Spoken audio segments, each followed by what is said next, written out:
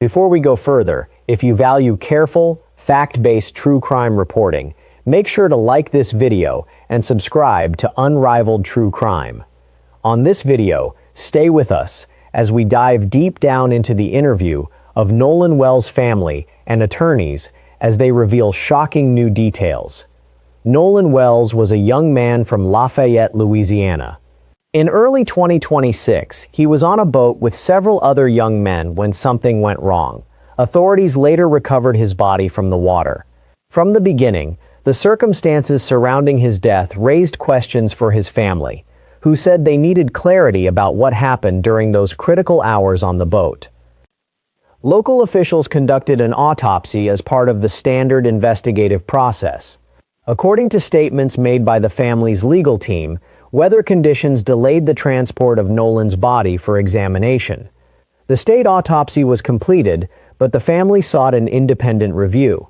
They retained Dr. Roger Mitchell, a nationally recognized forensic pathologist, to perform a separate autopsy. However, the family's attorneys stated publicly that they did not receive access to Nolan's body until approximately 6 days after the state examination. A delay, they said, limited what could be determined independently due to the passage of time. At a press conference following Nolan's funeral, the family and their attorneys addressed the media directly.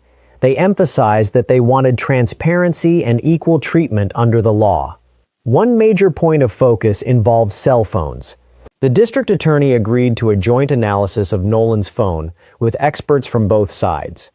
The family's legal team also formally requested that the phones of the other individuals who were on the boat that day be examined. They argued that a complete and fair investigation should include all available digital evidence.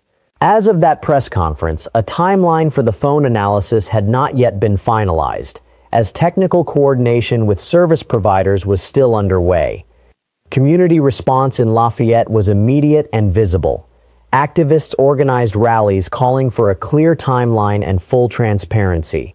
The United Cajun Navy, a volunteer organization known for disaster response and search efforts, assisted early in the search process. The family later expressed gratitude for that support and indicated they hope to honor Nolan's memory, in part by giving back to organizations that help them. Throughout their public statements, Nolan's relatives have stressed that they intend to define his legacy themselves. They have spoken openly about the fact that they have not yet fully processed their grief, balancing mourning with advocacy. Their message has remained consistent. They are seeking answers, cooperation, and a thorough investigation grounded in evidence. The case has drawn attention beyond Louisiana, with national media outlets covering developments as they unfold. At the time of the most recent public updates, independent autopsy findings were expected but had not yet been fully released, and the broader investigation remained ongoing. For Nolan Wells' family, the pursuit of clarity continues. As new details emerge, the central question remains unchanged. What exactly happened on that boat?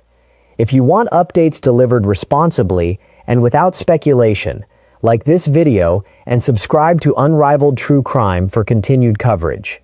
What does honoring Nolan's legacy look like for your family moving forward?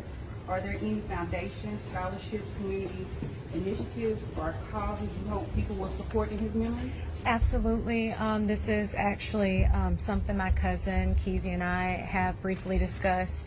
But of course, with everything that's going on, we want things to kind of cool down a little bit. My husband and I, honestly, we have not fully processed this. We have not fully grieved Nolan, but that is the plan, is to come up with some foundation, just to honor him, but also to United Cajun Navy. Big help. Boots on the ground almost immediately after I spoke with Josh Gill. So, you know, we have to remember those types of organizations in our communities and utilize them, but also give back to them. So that is our hope, that we'll be able to give as much as we've been given during this time. Yeah. Stephen Smith with the Associated Press. Is there any update to the independent autopsy that you guys requested? Sure. And just on that last question, very good question. Christine and Elmore and Cliff Jones and Lisa Park at the office, they talk frequently, and that's one of the things she stressed at the funeral service. She wanted to celebrate his life and celebrate and define what his legacy will be. So we look forward to working to define his legacy. Nobody else is going to define his legacy but the people who knew him best. Yeah. As it relates to the independent autopsy, we are looking to have findings sooner rather than later. Obviously, you want stuff from the first autopsy because they had the body closer to time. We got the body almost 6 days later, Dr. Roger Mitchell. So there are limitations as to what he could do. So, you know, you do the best you can, but there are unanswered questions. So he's getting his report together. I believe it will be coming very soon. Yeah. Let me take one. I'm gonna take three more. 1, 2, and we'll come back to you. Janelle Griffith with People Magazine. I also want to extend my condolences and to thank you for allowing the media to come. I know you didn't have to allow us to be here. I just had two small questions, both related to cell phones.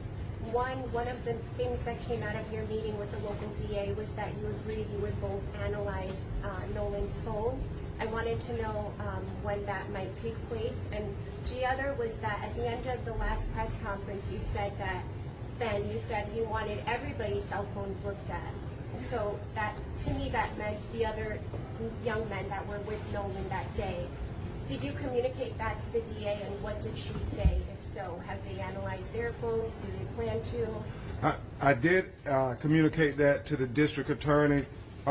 Whether they're going to do that, that's a question that you have to ask them. But we thought that it's only fair if we're going to look at Nolan's phone, we should look at the other people who were with Nolan that day.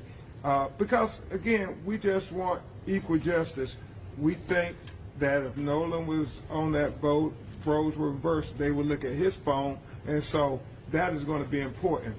We have not established a time yet of when we're going to do the mutual inspection of the cell phone. We have to do some technical things. We're getting our experts together, working with phone companies and so forth, but we hope to do that sooner rather than later. This was a big first step for the family getting through the day, so now we can get laser focused on all those things to finish this investigation.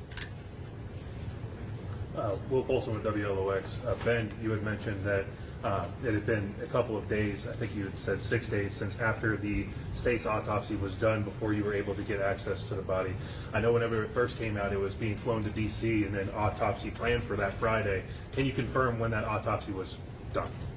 They had weather issues, so I do think they got the body Friday night or Saturday morning, around that time. Is that the same day that the autopsy was? I can't confirm that. I know they received the body, and I think they immediately went to it. It would be in the report the date they did the autopsy. Thank you. Yes. Miss Selena Charles, the Purpose of the People.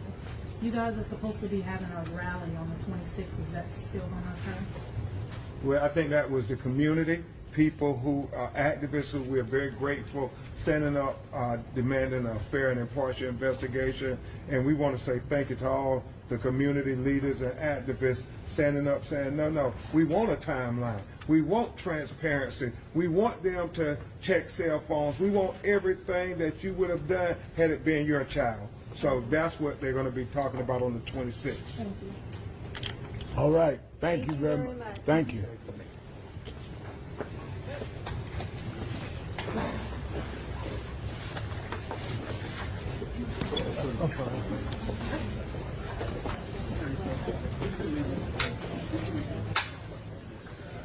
Mississippi. It's the sheriff's office and the DA.